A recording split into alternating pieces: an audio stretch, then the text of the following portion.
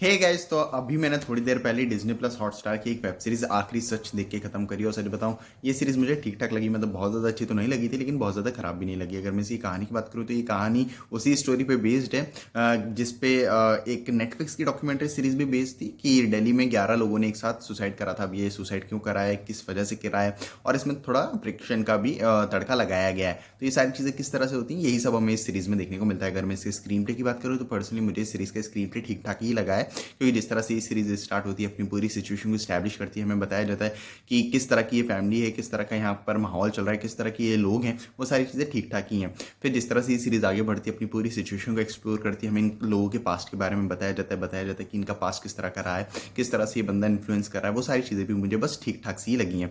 किसी भी पॉइंट पे ऐसा नहीं लगा कि मैं पूरी तरह से इस सीरीज में इन्वेस्ट हो चुका हूँ, जानना चाह रहा हूँ कि बाकी क्या हो सकता है और कैसे हो सकता है, क्योंकि अल्टीमेट रिजल्ट तो हमें पहले से ही पता होता है।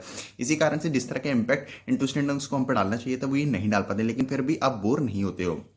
जहाँ तक बात है कैरेक्टर डेवलपमेंट और कैरेक्टर्स के पीछे डायनेमिक्स की, कैरेक्टर डेवलपमेंट पर्सनली मुझे काफ़ी पसंद आया, क्योंकि सभी कैरेक्टर्स को इतने ज़्यादा अच्छे से लिखा और डेवलप किया गया था कि हमारा लगभग सभी कैरेक्टर्स के साथ एक ठीक ठाक सा कनेक्शन बन जाता है। जो कैरेक्टर्स के पीछे डायनेमिक्स है वो भी मुझे पसंद आया है। लेकिन अगर मैं इस सीरीज़ के फ्लॉस की बात करूँ तो डेफिनेटली इस सीरीज़ में जो बैकड्रॉप्स हमें दिखाए गए हैं, जो पास की स्टोरीज हमें दिखाई गई हैं, वो इतना स्टोरी पे इम्पैक्ट नहीं डालती हैं। साथ ही साथ कुछ चीज़ें हमें ऐसी भी देखने को मिलती है जिनका कोई सेंस नहीं बन रहा होता है, और साथ ही साथ स्टोरी के साथ भी कोई लेना देना नहीं होता है। और जो इस सीरीज़ की लेंथ है वो भी मुझे ज़रूरत से काफ़ी ज़्यादा लंबी लगी। मेरे ख्याल से ये सीरीज़ काफ़ी आराम से 5 एपिसोड में ख़त्म की जा सकती थी, लेकिन ये जो सीरीज़ है वो है 6 एपिसोड की, और जो इसकी लेंथ है वो भी ऑलमोस्ट 50-50 मिनट की है, जो कि मेरे को पर्सनली ज़रूरत से ज़्यादा लंबी लगी।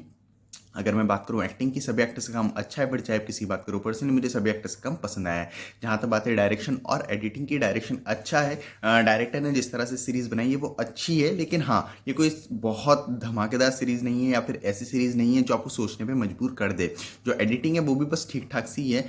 जैसे कि मैंने बताया कि लेंथ काफ़ी ज़्यादा लंबी है, ऑलमोस्ट हर एक एपिसोड 50 मिनट का है, जो कि हमें फील होती है। मतलब अगर आप ये सीरीज़ देख रहे हो तो आपको पता चलता है यार ये सीरीज़ काफ़ी ज़्यादा लंबी है, जो कि एग्जैक्टली नहीं है, क्योंकि सिर्फ 6 एपिसोड ही हैं, लेकिन फिर भी हम वो फील करते हैं, जिसके कारण बीच बीच में कहीं ना कहीं हम बोर भी हो जाते हैं। तो एडिटिंग भी मेरे ख्याल से काफ़ी बेटर हो सकती थी। अगर मैं बात करूँ प्रोडक्शन क्वालिटी की तो वो ठीक ठाक ही है। तो ओवरऑल मुझे ये सीरीज़ बिलो एवरेज लगी, मेरे ख्याल से काफ़ी बेटर हो सकती थी, लेकिन हाँ, ये बस एक ठीक ठाक सी सीरीज़ है जिसे आप देखोगे तो आप डेफिनेटली इंजॉय करोगे, आप बोर नहीं होंगे। लेकिन हाँ, ये कोई सीरीज़ ऐसी नहीं है जिसे आपको देखना ही चाहिए। आप इसे नहीं देखोगे तो आप कुछ बहुत धमाकेदार मिस करने वाले हो, ऐसा नहीं होने वाला है। इसी कारण से ये सीरीज आपको देखनी है नहीं, ये आपके ऊपर है। और अगर आप लोगों ने सीरीज देख ली तो मुझे कमेंट्स में जरूर बताना कि आपको ये सीरीज कैसी लगी। बाकी मिलते हैं अगले वीडियो में, तब तक के लिए जय हिंद, जय भारत।